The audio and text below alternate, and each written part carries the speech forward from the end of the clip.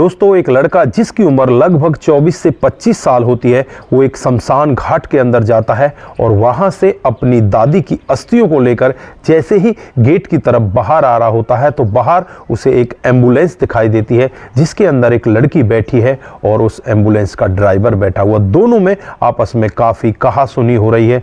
इस सब को देखकर वो लड़का भी वहीं पर रुक जाता है। दोस्तों, यहाँ पर जो एम्बुलेंस का ड्राइवर होता है वो कहने लगता है कि साहब, इसने मुझे फंसा दिया है और ये यहाँ पर इस डेड बॉडी को इसमें से उतार ही नहीं रही। मैं काफ़ी समय से इससे रिक्वेस्ट कर रहा हूँ लेकिन इस लड़की ने मुझे यहाँ पर फंसा कर रख दिया है, मुझे कहीं का नहीं छोड़ा। दोस्तों, उसके बाद वो लड़का भी उनकी बातों में आ जाता है और वहीं पर वो थोड़ी देर के लिए रुक जाता है और थोड़ी देर के बाद वो लड़का भी उनके साथ ही फंस जाता है। दोस्तों, वहाँ पर ऐसा क्या हुआ था, अगर आप लोग भी पूरी कहानी के बारे में जानना चाहते हैं तो वीडियो को जरा सा भी स्किप ना करें, लास्ट तक वीडियो को जरूर देखिएगा। दोस्तों, आगे बढ़ने से पहले हमारी वही रिक्वेस्ट की जो हमारे चैनल के साथ नए हैं, कृपया करके चैनल को फॉलो कर लें, बेल आइकन को जरूर प्रेस करें। नमस्कार, जय हिंद। आप देख रहे हैं APH न्यूज राहुल रावत के साथ। तो दोस्तों, आज की जो हकीकत की घटना आप लोगों को बताने जा रहा हूं, ये मुंबई की हकीकत की घटना है।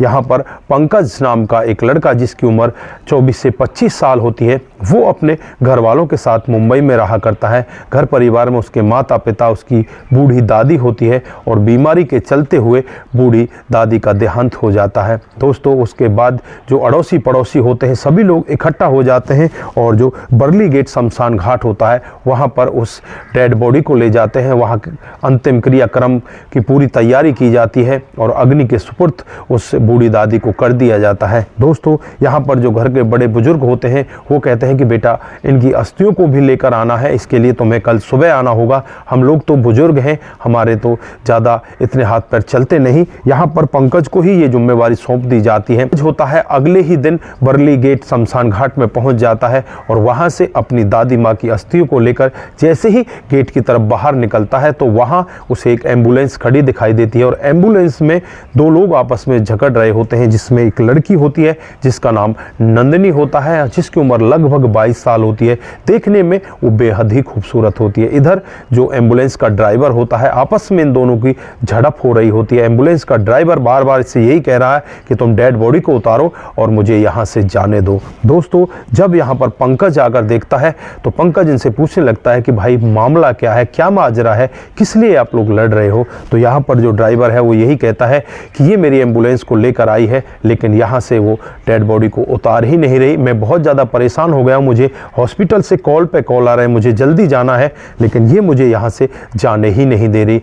दोस्तों, उसके बाद जब उस लड़की नंदिनी से पूछा जाता है कि मामला क्या है तो नंदिनी कहने लगती है कि यहाँ पर मेरा कोई भी नहीं है, ये मेरी माँ की डेड बॉडी है और मैं अपनी माँ का अंतिम संस्कार करना चाहती हूँ लेकिन यहाँ से इस शमशान घाट में ये लोग मेरी माँ का अंतिम संस्कार नहीं करने दे रहे। कह रहे हैं कि तुम्हारे साथ तो कोई लोग है ही नहीं, तुम ऐसे अंतिम संस्कार नहीं कर सकते। दोस्तों, उसके बाद यहाँ पर जो नंदिनी होती है वो कहने लगती है कि मैं इनसे कह रही हूँ कि मुझे दूसरे शमशान घाट ले चलिए लेकिन ये यहाँ से जाने के लिए तैयार ही नहीं। अब यहाँ पर पंकज भी इनकी बातों में आ जाता है और लड़की जो नंदिनी होती है वो रोने लगती है, अपनी आंखों में आंसू भर लाती है, कहती है कि क्या आप मेरी मदद कर सकते हो, मेरी माँ के अंतिम क्रियाक्रम में क्या आप मेरी मदद नहीं करोगे, 2-4 लोग आप बुला नहीं सकते क्या। तो यहाँ पर पंकज अपनी दादी की अस्थियों को वहीं पर रखता है और वहीं सोचने लग जाता है कि क्यों ना इस लड़की की मदद की जाए। दोस्तों, उस लड़की की मदद करने के लिए अपने 4-5 दोस्तों को बुला लेता है। दोस्त वहाँ पर पहुँच जाते हैं। जैसे ही अंतिम क्रियाक्रम होने वाला होता है उससे पहले वहाँ पर पुलिस आ जाती है। दोस्तों, शमशान में ही जो लोग काम करते हैं उनमें से ही किसी व्यक्ति को इनके ऊपर शक होता है कि पता नहीं ये लड़की किस तरह से किस का यहाँ पर दाह संस्कार करने जा रही है, इसलिए वहाँ पर पुलिस को बुला लिया जाता है। जब पुलिस को ये लोग बाग देखते हैं तो एकदम से थर थर काँपने लगते हैं। नंदिनी भी काँपने लगती है, इधर पंकज भी काँपने लगता है और भी जो लोग इनके साथ थे वो सभी लोग काँपने लगते हैं। जब पुलिस पंकज से पूछताछ करती है, पंकज यहाँ पर कहता है कि साहब, यहाँ पर मैं अपनी दादी की अस्थियों को लेने के लिए आया था, कल मेरी दादी की अंतिम क्रियाक्रम यहाँ पर हुआ था, इन शमशान वाले लोगों से भी आप पूछ सकते हो और मैं यहाँ पर बस इस लड़की की मदद कर रहा था, मुझे नहीं पता कि यहाँ पर हुआ क्या है। दोस्तों, यहाँ पर लड़की से पूछा जाता है तो लड़की कहती है कि ये मेरी माँ है और मैं अपनी माँ का अंतिम संस्कार करने के लिए आई हूँ। तो यहाँ पर पुलिस वाले उसकी तरफ देखने लगते हैं और उसे पूछने लगते हैं कि तुम्हारी माँ का क्या नाम है। वो लड़की बताती है मेरी माँ का नाम लक्ष्मी है। दोस्तों यहाँ पर जो डेड बॉडी पड़ी हुई थी उसके चालान हॉस्पिटल से बनकर आए थे और उसमें उसका नाम ज्ञानवती लिखा था। दोस्तों पुलिस वाले उस नाम को पढ़ लेते हैं, तुरंत ही पुलिस वालों का शक उस लड़की के ऊपर बहुत ज़्यादा हो जाता है, क्योंकि वो अपनी माँ का नाम लक्ष्मी बता रही है और यहाँ पर जो नाम लिखा हुआ है वो ज्ञानवती है। अब पुलिस वाले उससे कहते हैं कि तू सही से पूरा मामला बता दे। वहाँ पर जो और भी पुलिस वाले होते हैं उनसे कहा जाता है कि शमशान के गेट को बंद कर दे, किसी को अंदर बाहर जाने की इजाज़त नहीं है, सभी लोगों को गिरफ्तार कर लो। दोस्तों सभी लोगों को वहाँ पर पकड़ लिया जाता है और इधर जो नंदिनी होती है वो थर थर काँपने लगती है। फिर उससे डिटेल से पूछा जाता है कि ये है कौन, तो किसकी डेड बॉडी को लेकर आई है। दोस्तों वो लड़की रोने लगती है, रोते हुए पूरा वाकया बताती है। वो बताती है कि साहब आज से 1 सप्ताह पहले का वाकया है, जब मैं अपने मोहल्ले से अपनी नौकरी के लिए जा रही थी तो रास्ते में मुझे एक दादी दिखाई देती है जो यहाँ पर भीख मांगकर अपना गुजारा किया करती। काफ़ी दिन से मैं इससे मिलती जुलती हूँ, काफ़ी दिन से मैं इसे जानती हूँ, इसकी हालत बहुत ही ज़्यादा ख़राब थी। मैंने इनसे कहा कि दादी आपको हुआ क्या है, तो यहाँ पर कहने लगती है कि बेटा अब तो मेरा अंतिम समय आ चुका है, शायद अब मैं जीवित ना रहूं। मैंने इनसे कहा कि आप ऐसा क्यों कहती हो, मैं आपको हॉस्पिटल लेकर चलती हूं। तो यहाँ पर ये कहती है कि बेटा मेरे पास पैसे कहाँ हैं जो मैं हॉस्पिटल में दिखाऊं। तो मैं इनसे कहती हूँ कि मैं तुम्हारे हॉस्पिटल का खर्चा दूंगी। उसके बाद मैं इन्हें नज़दीकी हॉस्पिटल में लेकर जाती हूँ, वहाँ पर इनका इलाज चल रहा होता। मैं अपनी नौकरी पर नहीं जाती और इनके पास हर दिन पूरे दिन भर रहती हूँ, शाम को अपने घर आ जाती हूँ। घर वाले यही समझते हैं कि मैं अपनी नौकरी पर जा रही हूँ। घर वालों को भी मैं इसके बारे में कुछ भी नहीं बताती। लेकिन जब यहाँ पर कल की बात है, जब मैं इनसे कह रही थी कि दादी अब जल्दी आप ठीक हो जाओगे, तो यहाँ पर ये कहने लगती है कि बेटा अब मैं ठीक नहीं हो पाऊंगी। कहने लगती है कि मेरा अंतिम क्रियाक्रम ऐसे ही किया जाए जैसे बाकी लोगों का होता है। मैं नहीं चाहती कि म्यूनसिपलिटी के लोग मुझे ले जाएं और कचरे के डब्बे की तरह मुझे वहाँ पर फेंक दें। मैं ऐसा नहीं चाहती।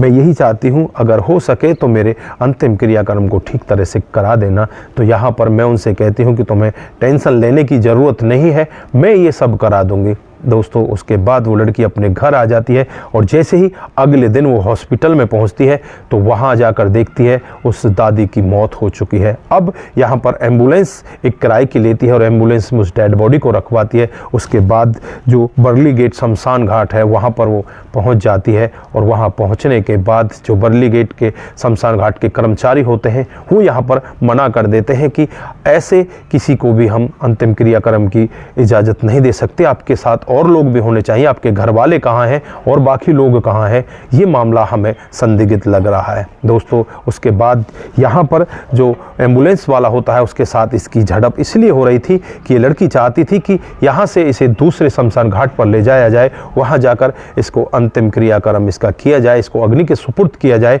लेकिन इसी बीच में पंकज आ जाता है और पंकज भी इस पूरे मामले में इसके साथ ही फंस जाता है। दोस्तों पुलिस वाले जब ये पूरा मामला सुनते हैं तो एक बार पुलिस वालों को भी इस लड़की के ऊपर दया आने लगती है, सोचने लगते हैं कि इस लड़की ने बहुत ही अच्छा काम किया है। लेकिन यहाँ पर पुलिस वालों को सबूत चाहिए था। अब सबूत के लिए यहाँ पर इस लड़की से इसके घर वालों का नंबर लिया जाता है और जब घर वालों से पूछा जाता है कि तुम्हारी बेटी कहाँ है, तो वो कहते हैं कि हमारी बेटी तो ड्यूटी पर गई है। तो यहाँ पर घर वालों को बताया जाता है कि तुम्हारी बेटी यहाँ पर इस तरह शमशान घाट में, तुम जल्दी से यहाँ पर आओ। दोस्तों घर वाले वहाँ पर पहुँच जाते हैं और जब लड़की को वहाँ पर देखते हैं, पुलिस वालों को चारों तरफ देखते हैं तो बहुत ही तेज़ी के साथ चिल्लाने लगते हैं और बहुत ही तेज़ी के साथ चिल्लाते चिल्लाते उससे कहने लगते हैं कि तुझे शर्म नहीं आती, तू किस तरह का काम कर रही है।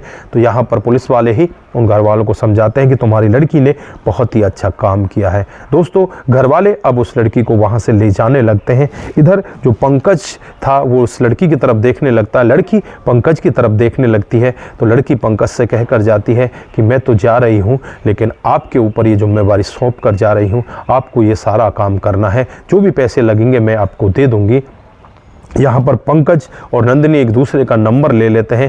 पंकज यहाँ पर उस दादी के अंतिम क्रियाक्रम को अच्छी तरह से कर देता है और जो पंकज होता है वो अपने यार दोस्तों से भी यही कहता है कि कल ही मैं अपनी दादी की यहाँ से जो अस्थियां हैं उनको लेकर जाऊंगा, क्योंकि यहाँ पर इस दादी की अस्थियों को भी लेकर जाना है।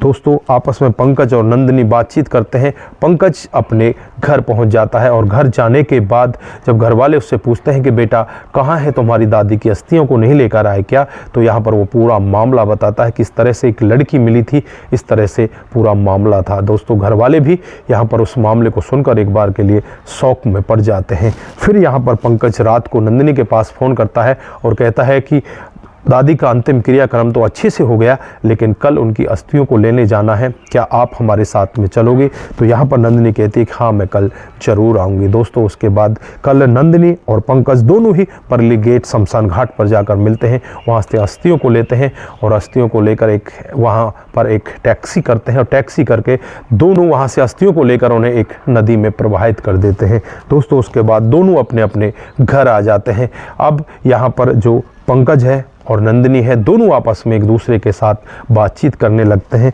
दोस्तों 2021 का ये मामला होता है। 2021 में ये लोग शमशान घाट में मिले थे और फिर उसके बाद इनकी मुलाकात धीरे धीरे इस तरह से आगे बढ़ने लगती है। लगभग 1 साल तक इनकी बातचीतें चलती हैं और बातचीतों में इन दोनों को एक दूसरे से प्यार हो जाता है। दोस्तों 2022 में ये दोनों लोग शादी कर लेते हैं और शादी करने के बाद बड़े ही अच्छे तरीके से ये अपने घर में रह रहे हैं। आज इन दोनों के घर वाले बहुत ही ज़्यादा खुश हैं। दोस्तों दोनों यहाँ पर बहुत ही ज़्यादा खुश दिखाई देते हैं और दोनों अपने जीवन को बड़े अच्छे से काट रहे होते हैं। तो दोस्तों आप लोगों ने देखा किस तरह से एक लड़की ने एक बेकारी जो वहाँ पर औरत होती है उसकी इतनी ज़्यादा मदद की। दोस्तों ज़्यादातर ऐसा मामला बहुत ही कम सुनने को मिलता है, नहीं तो ऐसे बेकारियों की जो डेड बॉडी होती हैं उन्हें म्युनिसिपल वाले ही उनका अंतिम क्रियाक्रम करते हैं। दोस्तों यहाँ पर इस लड़की ने बहुत ही नेक काम किया और इस नेक काम की वजह से ही ये दोनों मिल जाते हैं। पंकज और नंदिनी आपस में मिलते हैं और एक दूसरे के साथ शादी कर लेते हैं। दोनों के विचार आपस में बहुत अच्छे मिलते हैं और दोनों अपने जीवन को आगे बढ़ाने लगते हैं। तो दोस्तों ये थी आज की एक हकीकत की कहानी। आप लोगों को कैसी लगी? अगर आपको जरा सी भी प्रभावित करती है, जरा सी भी अच्छी लगती है तो दोस्तों के साथ जरूर शेयर करके जाएं। दोस्तों आपका एक शेयर हमें आगे बढ़ाता है और इसी तरह से सस्ता पर आधारित कहानियां हम आपके बीच लेकर हाजिर होते रहेंगे। दोस्तों अपना ख्याल जरूर रखें, रिश्तों की अहमियत को जरूर समझें। नमस्कार, जय हिंद, जय भारत।